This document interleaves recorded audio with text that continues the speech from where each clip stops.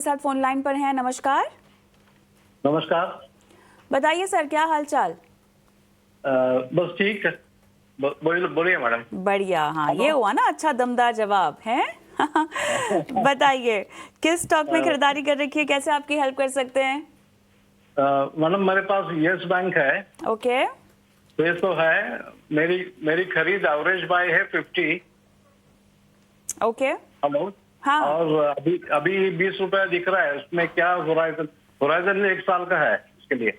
Okay, 1 साल। और भी कोई काउंटर है आपका? और एनबीसीसी है। ओके।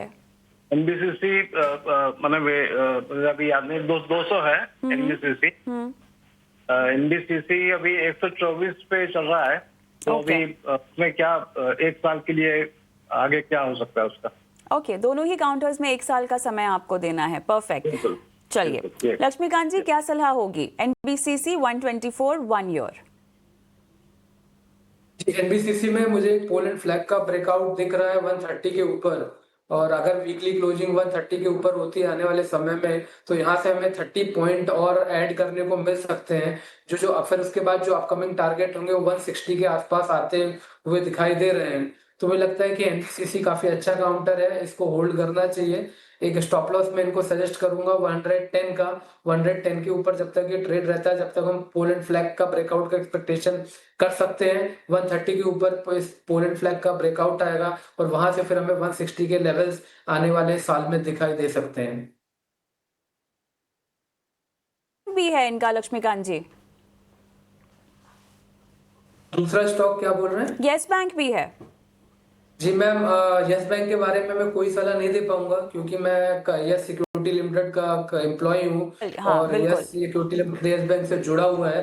तो सेबी रिस्ट्रिक्शन की वजह से मैं इस पे कोई भी ठीक है, ठीक है, रिकमेंडेशन या सलाह नहीं दे पाऊंगा। ठीक है, ठीक है। चलिए, देवेंद्र कुशवाहा का सवाल अगला ले लेते हैं। यूट्यूब से इन्होंने सवाल पूछा है, मध्य प्रदेश से इनका सवाल हमारे पास आया है।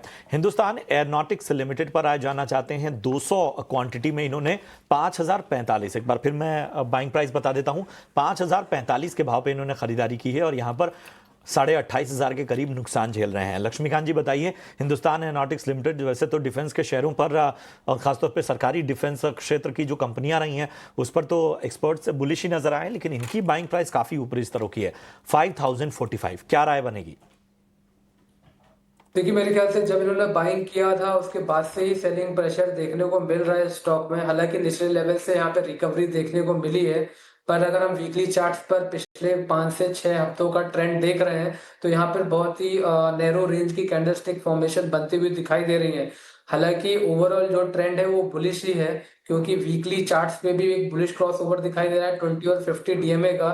बट जो ब्रेकआउट लेवल्स हैं वो आते हुए दिखाई दे रहे हैं 5150 के ऊपर। तो 5150 के ऊपर अगर एक डिसाइसिव ब्रेक थ्रू मिलता है, वहां से फिर एचएल अपने अपसाइड मोमेंटम को रिज्यूम करेगा।